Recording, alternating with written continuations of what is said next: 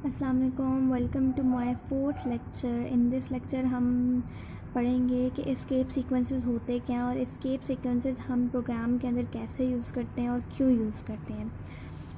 First of all definition है escape sequences की कि special characters use to control the format of the output. वो special characters जिनको हम इस्तेमाल करते हैं किसके लिए, अपने आउटपुट का फॉर्मेट चेंज करने के लिए। जैसे ये एक एग्ज़ाम्पल है कि मुझे स्टैटिक इस फॉर्म में चाहिए थे, तो ये भी क्या होगी, ये भी एक एस्केप सीक्वेंसेस की मदद से हमने इसको इस फॉर्मेट में हमने इस आउटपुट को शो करवाया है। तो यही इसका फ़ायदा होता है एस्केप सीक्वेंसेस का कि हम अपने फॉर्मेट को, जो आउटपुट का फॉर्मेट होता है, उसको हम चेंज करने के लिए, उसको अच्छा करने के लिए हम लोग यूज़ करते हैं एस्केप सीक्वेंसेस को।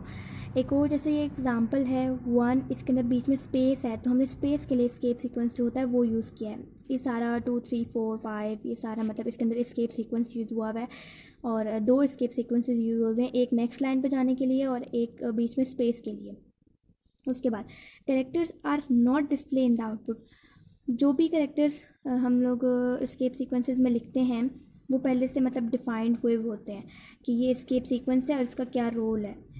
Always begin with the backslash, हमेशा ये स्टार्ट होता है बैक स्लैश से, मतलब बैक स्लैश, और उसके बाद जो करेक्टर हम लोग लिखते हैं, जो हम करेक्टर लिख रहे होते हैं वो उसकी मदद से वो फॉर्मेट आउटपुट में ले आता है। Back slash is called an escape sequence. ये जो बैक स्लैश होता है इससे हम क्या कहते हैं, एस्केप सीक्वेंस कहते हैं। आफ्टर दैट कि हमारे एस्केप सीक्वेंसेस की एग्जांपल्स क्या हैं। सबसे फर्स्ट हमारे एस्केप सीक्वेंस हम लोग प्रोग्राम के अंदर मोस्टली यूज़ करते हैं वो है बैक स्लैश एन। एन जो है हम किस लिए यूज़ करें, बैक स्लैश तो एस्केप सीक्वेंस हो गया। अब एन करेक्टर जो हमने क्यों इस्तेमाल किया, एन करेक्टर हमने इसलिए इस्तेमाल किया है, this escape sequence is use to insert new line in output. ये हमने इसलिए इस्तेमाल किया है कि हम लोग अपने आउटपुट को, मतलब एक चीज़ हमने लिखी और उसके बाद हम लोग बैक स्लैश एन लगा रहे हैं, तो इसका मतलब ये है कि वो जो अगले वाली टर्म या अगले वाला सेंटेंस होगा वो अगली लाइन में चला जाएगा। जैसे एक एग्जांपल है hello back slash n world. Hello जो है वो फर्स्ट लाइन में आ जाएगा, उसके बाद ये नेक्स्ट लाइन के लिए हमने यूज़ किया बैक स्लैश एन, एंड जो सेकंड वर्ड है वो अगली लाइन में चला जाएगा, वर्ल्ड जो है वो नेक्स्ट लाइन में चला जाएगा।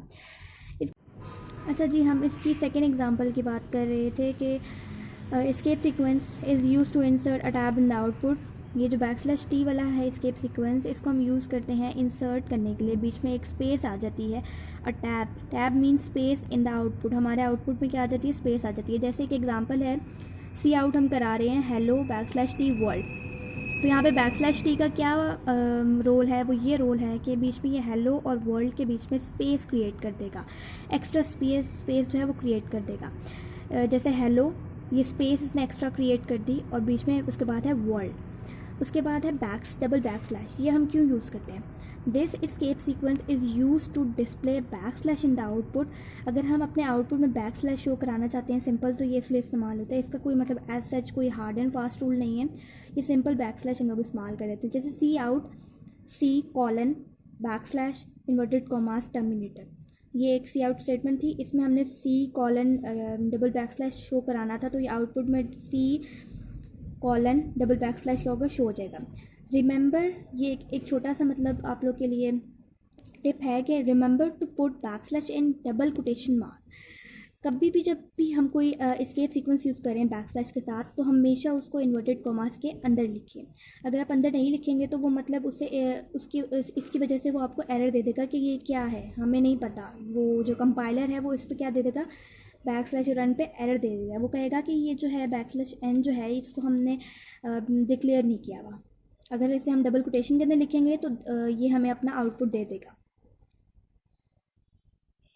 इसके बाद हमारे पास है एक और escape sequence back slash p. This escape sequence is use to insert backspace in the output. अगर हमें अपने आउटपुट के अंदर बैक स्पेस चाहिए, जो एक चीज़ है हमने उसको कट करना है, तो उसके लिए हम यूज़ करते हैं। अच्छा जी, जो इसकी एग्जांपल है cout hello back slash P world, तो इसमें हमने बैक स्लैश पी को इस्तेमाल कर लिया क्योंकि हमने इसमें जो स्पेस थी उसको ख़त्म करके हमने इसको बैक स्पेस कर देना है। तो इसका जब आउटपुट आएगा तो ये जो ओ है, ओ ये बैक स्पेस कर देगा, दैट्स वाई जो जगह ये हो जाएगा हेल वर्ल्ड। आफ्टर दैट हमारे पास एक प्रोग्राम है that show the working of escape sequences, जो हमारे सारे एस्केप सीक्वेंसेस हैं उनकी वर्किंग कैसे होती है।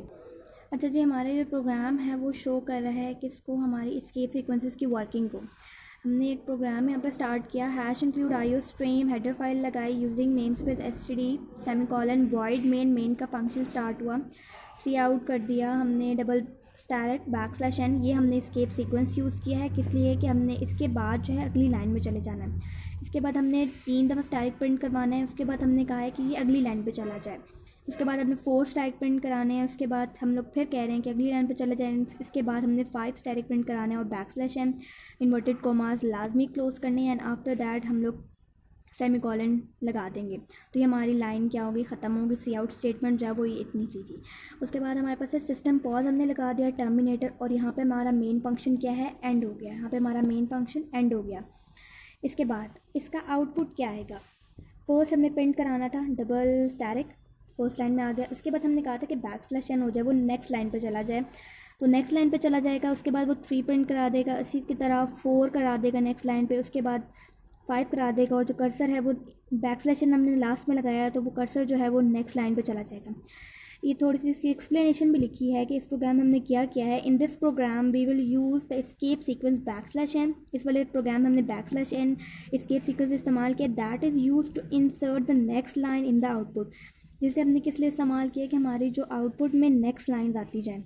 इसके और भी बहुत से एग्जाम्पल हैं। Thanks for watching the video, see you in the next video. अल्लाह हाफ़िज़।